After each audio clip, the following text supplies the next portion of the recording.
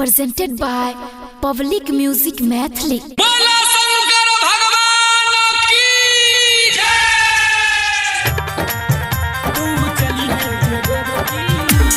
Singing by Amrinder Akela.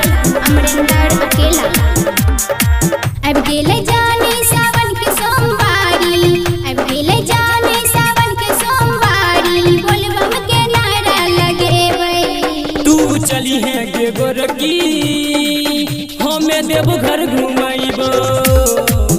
तू चली है गे गोरकी हमें देव घर घुमाइबो। अब गेले जाने सावन के सोमवारी, अब गेले जाने सावन के सोमवारी, बोलबम के नारा लगे वही। तू चली है गे गोरकी हमें देव घर घुमाइबो। तू चली है गे गोरकी हमें देव घर घुमाइबो। DJ अमित तिवारी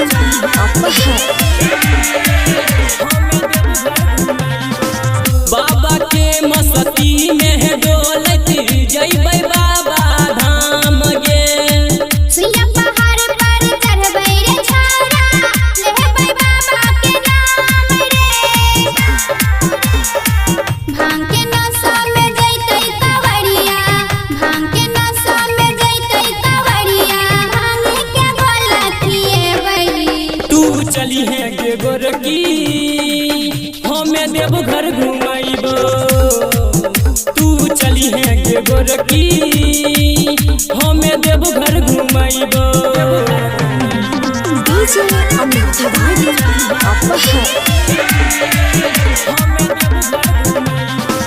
सबसे आगे जइतै गे रानिया राधे गुलशन श्याम गे।